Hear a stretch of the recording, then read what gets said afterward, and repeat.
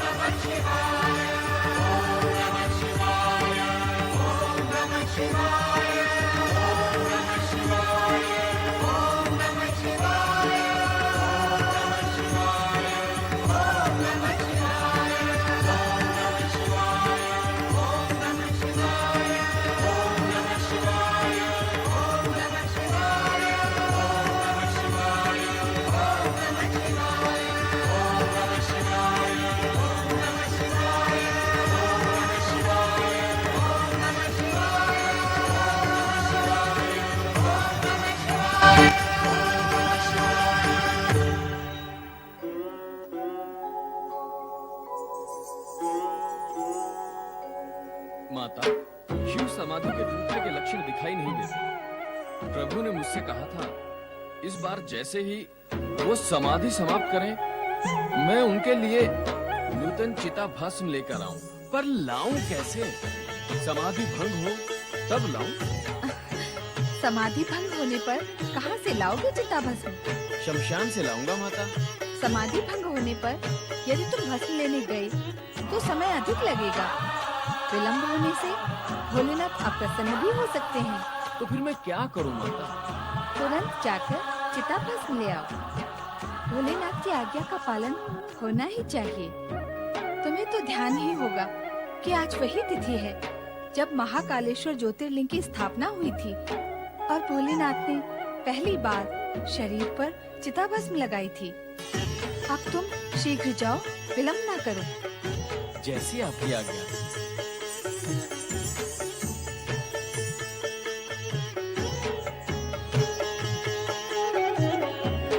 जय जय शिव शंकर, जय जय भोलेनाथ। जय जय शिव शंकर, जय जय भोलेनाथ। जय शिव शंकर, जय भोलेनाथ।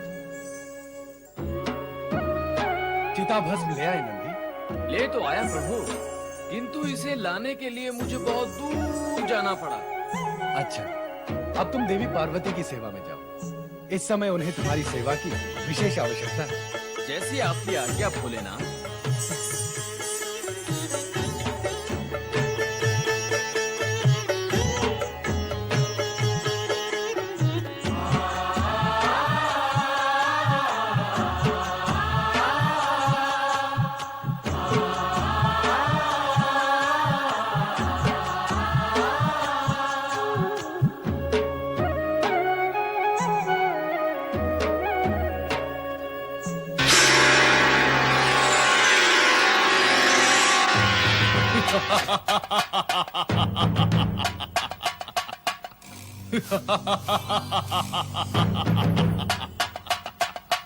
इस सेवक के लिए क्या आज्ञा है स्वामी परमेश्वर?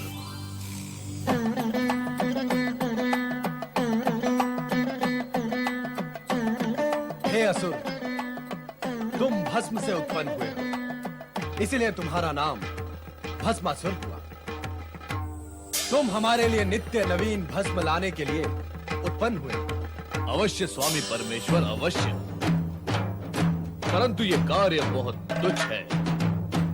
मुझे कोई बड़ा कार्य बताएं। पहले तुम ये तुच्छ कार्य सफलतापूर्वक करो, फिर हम तुम्हें उच्च और बड़ा कार्य भी बताएंगे। जैसी आपकी आज्ञा होगी मैं वैसा ही करूंगा। हे परमेश्वर, आपने मेरा नाम भस्मासुर रखा है, मुझे असुर कहकर भी पुकारा है, तो क्या मैं असुर हूं? जब हमारे मुख से तुम्हारे लिए असुर शब्द निकला है तो ये निश्चित है कि तुम असुर ही हो। यदि तुम देव, दानव, मानव अथवा शिवगण होते तो हम तुम्हें उसी नाम से पुकारते। अतः तुम स्वयं को असुर ही समझो। अब जाओ, हमारे लिए भस्म लेकर आओ। जो आज्ञा महादेव।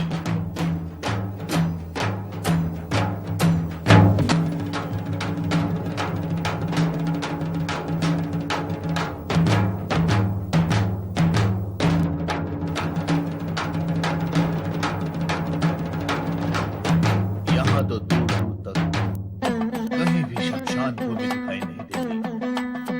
मुझे परमेश्वर के लिए चिता भस्म कहां से प्राप्त होगी? चलो कहीं और देखता हूं।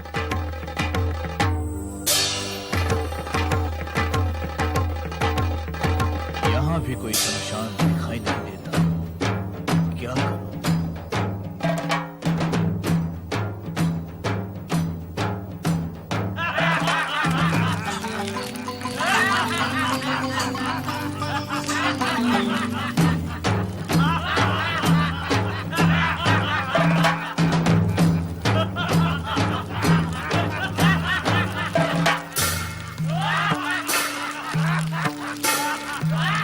अरे सुनो, यहाँ आस-पास कहीं कोई शमशान भूमि है? शमशान? वहां क्या करोगे? मुझे चिता भस्म चाहिए। चिता भस्म? कौन तुम? चिता भस्म क्यों चाहते हो? क्या करोगे चिता भस्म का? मैं भस्मासुर हूँ। मुझे मेरे स्वामी शिव के लिए चिता भस्म चाहिए। वही खोज रहा हूँ। तो तुम असुर हो? तो तुम हमारी जाति के हो? हाँ हाँ, जब मैं असुर हूँ, तुम असुर हो, तो मैं तुम्हारी जाति का हुआ ना? पर इससे किसी को क्या लाभ होगा? लाभ? कैसा लाभ? भैया भस्मासुर, हम हैं तो एक ही जाति के, किंतु इस समय हम घोर संकट में हैं। हमारी दशा अत्यंत शोचनीय है। कष्ट में जीवन बीत रहा है। कष्ट? क्यों है कष्ट? यज्ञ और हवन करने वालों की शक्तियाँ बढ़ रही है ना? तो धर्म की दिव्य शक्ति बढ़ने से हम उनके पास नहीं जा सकते, इसलिए हमारी असुर शक्ति घट रही है। देवताओं, ऋषि मुनियों और मानवों का धर्म और नीति के प्रति इतना अधिक लगाव हो गया है कि उनकी शक्ति के सामने हमारा छल, कपट, हिंसा, क्रोध सभी कुछ व्यर्थ हो गया है। इसीलिए हमें वनों में, गुफाओं में मुंह छिपा के रहना पड़ रहा है। हमें हमारा आहार भी प्राप्त नहीं हो रहा है। केवल वनस्पतियाँ खाकर समय पूरा कर रहे हैं। केवल वनस्पतियां खाकर हम कितने दिन जीवित रह सकते हैं? हम पशु तो है नहीं कि उसी पर आश्रित रहकर सारा जीवन व्यतीत कर ले। बस बस मेरे जाति बंधुओं, बस। इससे अधिक और दुख अब मैं नहीं सुन सकता। तो कोई उपाय करो हमें इस दुख से उबारने के लिए। कहो भाइयों, ये भस्मासुर तुम्हारे लिए क्या कर सकता है? शिव तो तुम्हारे स्वामी हैं। हाँ है। वे बड़े चमत्कारी देवता हैं। उनसे बड़ा चमत्कारी देवता अन्य कोई है ही नहीं। सारा जगत यही कहता है। देव, दानव, मानव सभी सत्य को मानते हैं। तो फिर मुझे क्या करना होगा? तुम उनसे ऐसा कुछ वरदान मांग लो जिससे मानव जाति और देवगण में भय फैल जाए। उससे क्या होगा? उससे तुम अजय हो जाओगे और हम निर्भय हो जाएंगे। मैं अजय हो जाऊंगा और तुम निर्भय हो जाओगे। पर कैसे? अपने स्वामी शिव का वरदान पाकर। और कैसे? वरदान पाते ही तुम अजय और शक्तिशाली हो जाओगे। फिर हम सब मिलकर तुम्हें अपना असुर सम्राट बना लेंगे और हम तुम्हारे सैनिक बन जाएंगे। तुम मेरे सैनिक और मैं तुम्हारा सम्राट, अजय सम्राट बनूंगा। अवश्य बनूंगा। मैं असुरों का सम्राट अवश्य बनूंगा। किंतु तब बन सकोगे जब अपने चमत्कारी देव स्वामी शिव से वरदान प्राप्त कर लोगे। तभी बन सकोगे सम्राट। वो भी प्राप्त कर लूंगा। मैं अपने परमेश्वर शिव से वरदान अवश्य प्राप्त करूंगा।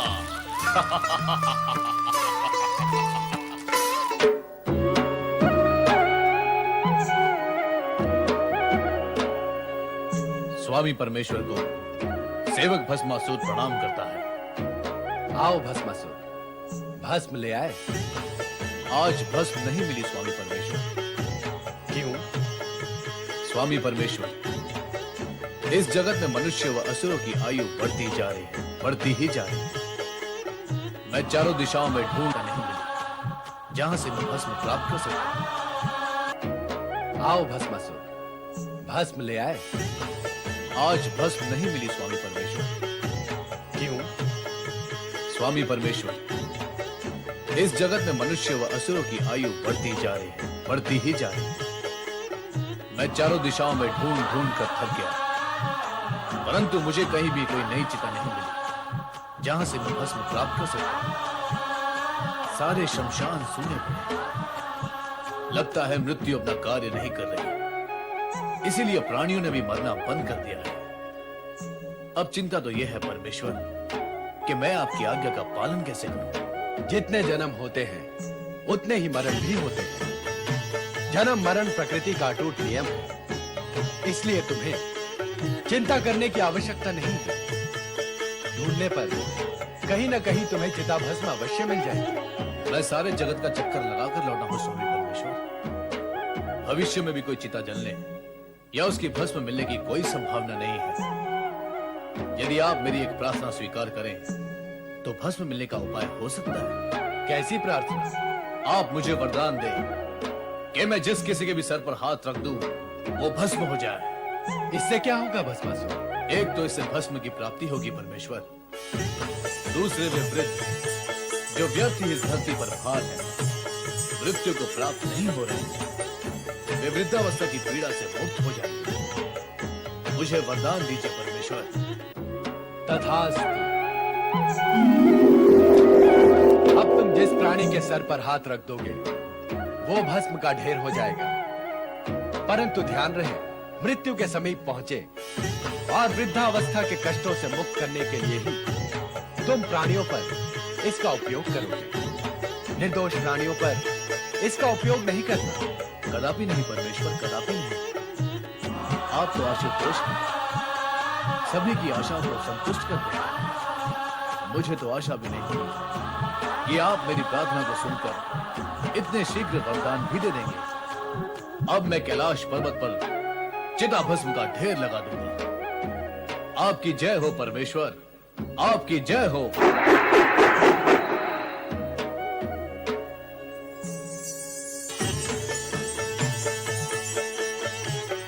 ये आपने क्या किया स्वामी?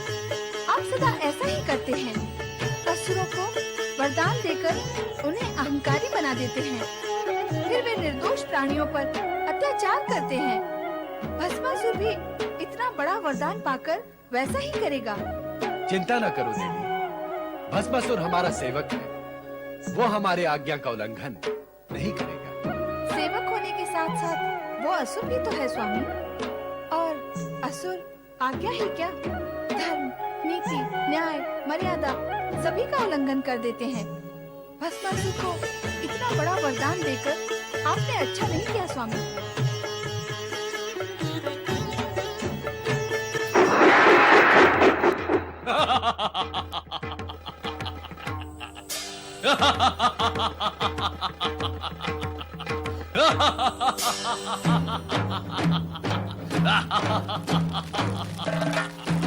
न्याय चमत्कारी देखा शिव से वरदान लेने गया था तो खाली हाथ क्यों लौटना? हमें विश्वास था कि तुम वरदान लेकर ही लौटोगे। पर अब मुझे विश्वास करना है। कैसा विश्वास? स्वामी परमेश्वर ने मुझे वरदान दिया है कि मैं जिस किसी के भी सर पर हाथ रख दूंगा वो भस्म हो जाएगा। असुर सम्राट भस्मासुर की जय! असुर सम्राट भस्मासुर की जय! पर असुर सम्राट, आप विश्वास की बात कर रहे थे। जो अभी आपको करना है वो क्या है? हाँ, मुझे वरदान का प्रयोग करना है। Introducing Aqualogica Glow Plus Juicy Dew Drops. It has goodness of papaya extract, vitamin C. हाँ, मुझे वरदान का प्रयोग करना है ताकि मुझे ये विश्वास हो सके कि स्वामी परमेश्वर ने जो वरदान मुझे दिया है उसमें शक्ति है। मैं जिस किसी के भी सर पर हाथ रखूंगा वो भस्म हो जाएगा।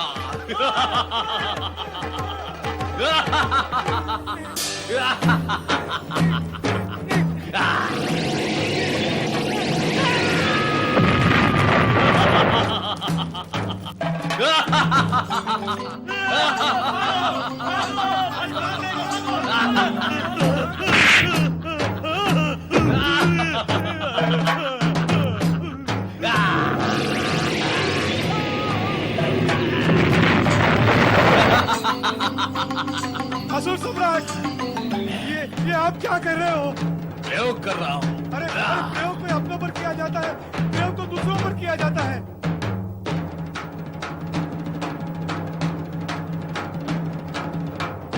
प्रयोग दूसरों पर किए जाते हैं। और नहीं तो क्या, तुम असुर होकर अपने ही असुर भाइयों को भस्म कर रहे हो। तो फिर मुझे प्रयोग के लिए किसे भस्म करना चाहिए? अपने शत्रुओं को, अपने असुर भाई और असुर जाति के शत्रुओं को, उनको जो असुर जाति को समाप्त कर देना चाहते हैं। तुम उन्हें भस्म क्यों नहीं करते? कौन है वो लोग? वे ही जो यज्ञ और हवन करके धर्म शक्ति एकत्र कर हमें नष्ट कर देना चाहते हैं। वे ही ऋषि मुनि जो सदा प्रेम, सत्य और अहिंसा की बातें और काम करके हमें दुर्बल बना देना चाहते हैं। यही हमारे विनाश का कारण है। ऐसा है क्या? ऐसा ही है। वैसा होता तो हम ऐसी बात ही क्यों करते? तुम्हें अपने वरदान का सही उपयोग करके अपने असुर भाइयों को शक्तिशाली बनाकर असुर साम्राज्य की स्थापना करनी चाहिए। ऐसा ही होगा। मैं तीनों लोकों में असुरों के शत्रु ऋषि मुनियों को नष्ट करके असुरों का साम्राज्य स्थापित करूंगा।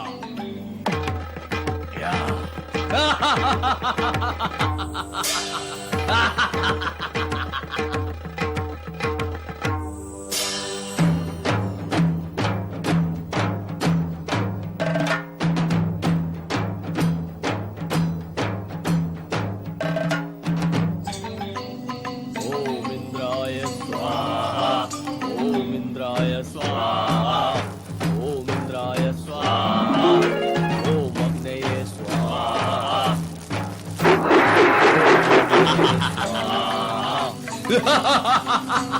कौन हो तुम? अभी पता चल जाएगा कौन हूं मैं।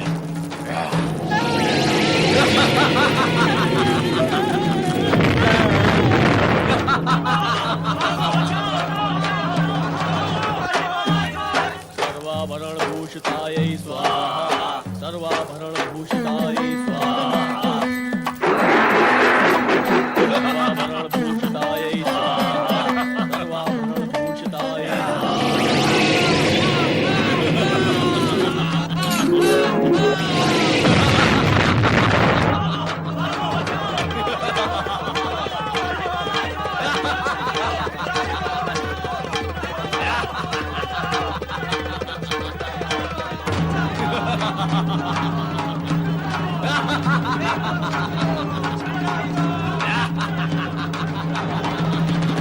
ये दुष्ट भस्मासुर निर्दोष प्राणियों को ही समाप्त करता जा रहा है।